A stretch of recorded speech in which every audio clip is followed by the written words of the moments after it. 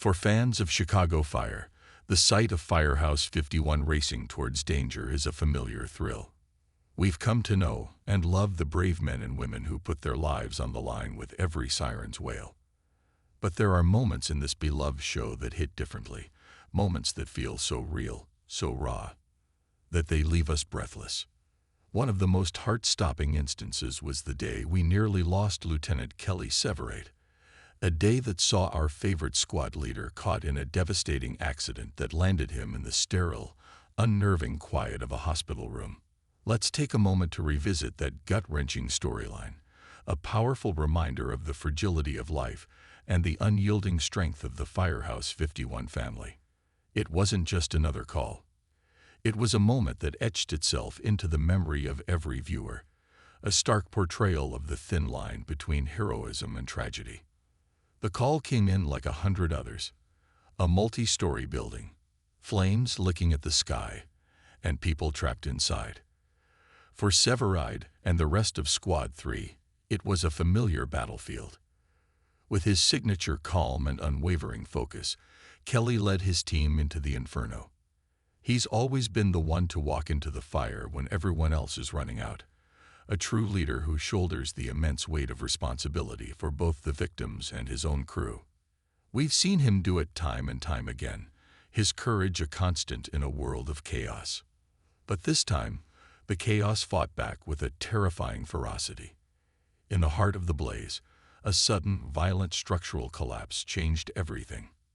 In a split second of selfless action, Severide shoved a fellow firefighter out of the path of falling debris, taking the full impact himself. The heroic act saved a life, but it came at an almost unbearable cost. The silence that followed the crash was deafening, a void filled with the rising panic of his team and the millions of fans watching at home. The rescue that followed was one of the most emotionally charged scenes in the show's history.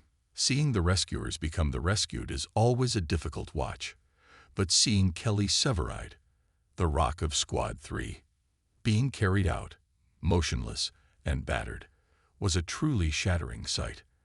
The usual post-call camaraderie was replaced by a heavy, anxious dread that followed them all the way to the doors of Gaffney Chicago Medical Center.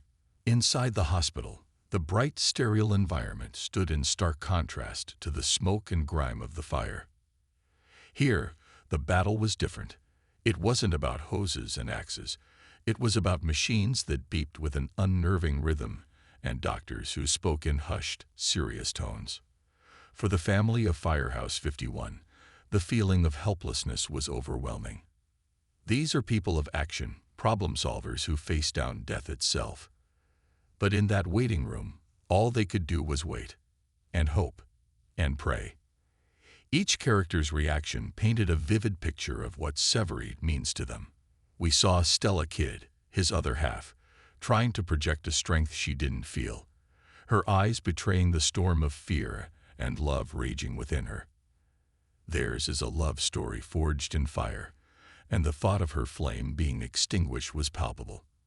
You could feel her wrestling with the terrifying what-ifs, her mind replaying every moment they had shared, clinging to the hope of creating new ones. We saw Matthew Casey, his brother in all but blood, pacing the floors, the usual stoic leader facade cracking under the strain. The deep, unspoken bond between Casey and Severide has been a cornerstone of the series since the very beginning. They are two sides of the same heroic coin, and the thought of one existing without the other felt fundamentally wrong. His quiet anguish spoke volumes, a testament to a friendship that has weathered every conceivable storm. And then there was the wider family of 51. From Chief Bowden, whose fatherly concern was etched on his face, to Herman, Cruz, and Mauch, the worry was a shared burden. They are more than just colleagues. They are a tribe, bound by loyalty and the shared experiences of triumph and loss. Seeing one of their own in that hospital bed, vulnerable and fighting for his life, was a blow to the entire house. The witty banter and easy laughter that usually fill the Firehouse common room were gone, replaced by a somber unity as they rallied together, offering silent support and drawing strength from one another. The episode didn't just focus on the physical battle Severide was waging. It delved deep into the emotional and psychological toll such an event takes. It reminded us that these heroes are human. They bleed, they hurt, and they fear.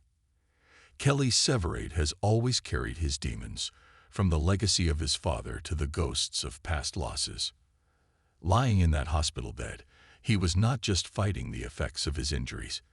He was in a battle for his future, for his life with Stella, and for his place at the head of his squad.